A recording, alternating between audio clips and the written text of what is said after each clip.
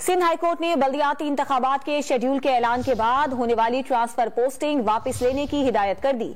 इस पर बात करेंगे डॉन न्यूज के नुमाइंदे शफी बलोच से। शफी, बताइएगा आज की समाअत का क्या अहवाल है, अदालत ने क्या हिदायत दी? जी, पाकिस्तान तहरीक इंसाफ की जानिब से बल्दियाती इंतखाबात का शेड्यूल जारी होने के बाद सियासी बुनियादों पर एडमिनिस्ट्रेटर की तैनाती के खिलाफ दायर दरख्वास्त की जो है वो समाअत हुई और इस मौके पर अदालत में जो है वो एक वर्बली रिपोर्ट पेश की गई जिसमें ये बताया गया कि एडमिनिस्ट्रेटर कराची और 3 अजला के एडमिनिस्ट्रेटर जो है वो इलेक्शन शेड्यूल ऐलान के बाद जो है वो तैनात हुए थे, जो कि खिलाफ कानून है। और इसी तरह मुख्तलिफ इदारों में, बल्दियाती इदारों में अफसरान की तैनाती का और तकरीरी का और इसके अलावा ट्रांसफर पोस्टिंग का सिलसिला भी जारी है, जिस पर इलेक्शन कमीशन ने अधूरा काम किया है। और इस सिलसिले में एडवोकेट जनरल सिंध अकबर हसन अदालत में पेश हुए और जिनका कहना है कि इलेक्शन कमीशन की इजाजत से कुछ ट्रांसफर और पोस्टिंग की है और कुछ ट्रांसफर पोस्टिंग वापस भी ली गई है और दरख्वास्त गुजारों ने पहले मुतल्लिका हुक्काम से रुजू नहीं किया, लिहाजा ये दरख्वास्त जो है वो ना सुनी जाए। और इलेक्शन कमीशन के लॉ ऑफिसर ने बताया कि कुछ ट्रांसफर पोस्टिंग की इजाजत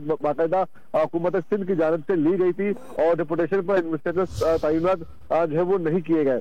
जबकि दूसरी जानिब जो है वो अदालत ने अपने रिमार्क्स दिए कि शेड्यूल जारी होने के बाद जितने भी पोस्टिंग और ट्रांसफर हुए हैं, लिहाजा इन्हें वापस लिए जाए।